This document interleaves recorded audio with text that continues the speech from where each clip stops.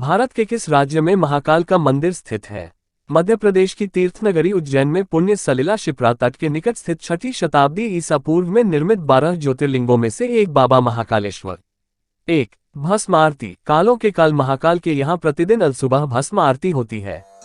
इस आरती की खासियत यह है कि इसमें ताज़ा मुर्दे की भस्म से भगवान महाकाल का श्रृंगार किया जाता है। इस आरती में शामिल होने के लिए पहले से बुकिंग की जाती है। 2. जूना महाकाल। महाकाल के दर्शन करने के बाद जूना महाकाल के दर्शन जरूर करना चाहिए। यह महाकाल प्रांगण में ही स्थित है। 3 महाकाल विराजमान है उज्जैन में। उज्जैन में 3.5 काल विराजमान है महाकाल, कालभैरव, प्रलकालिका और अर्धकाल भैरव। यदि महाकाल बाबा और जूना महाकाल बाबा के दर्शन कर लिए हैं तो यहाँ के दर्शन भी जरूर करें। 4. 12 ज्योतिर्लिंगों में सबसे खास। 12 ज्योतिर्लिंगों में से महाकाल ही एकमात्र सर्वोत्तम शिवलिंग है।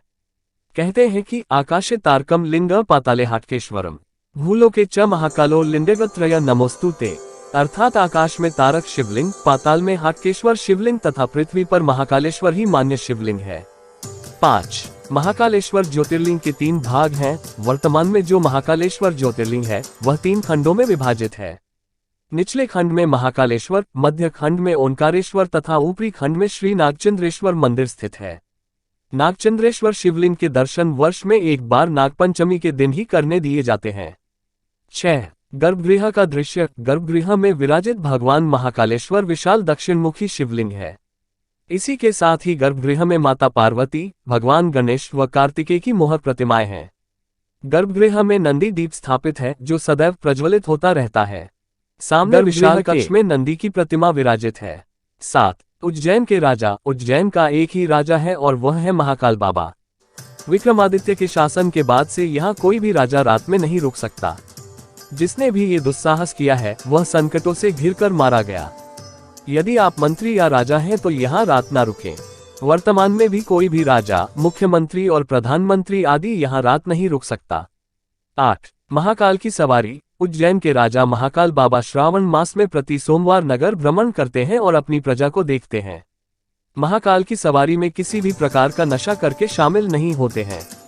महाशिवरात्रि के दिन समूचा शहर शिव में हो जाता है। चारों ओर बस शिव जी का ही गुंजन सुनाई देता है। सारा शहर बाराती बन शिव विवाह में शामिल होता है।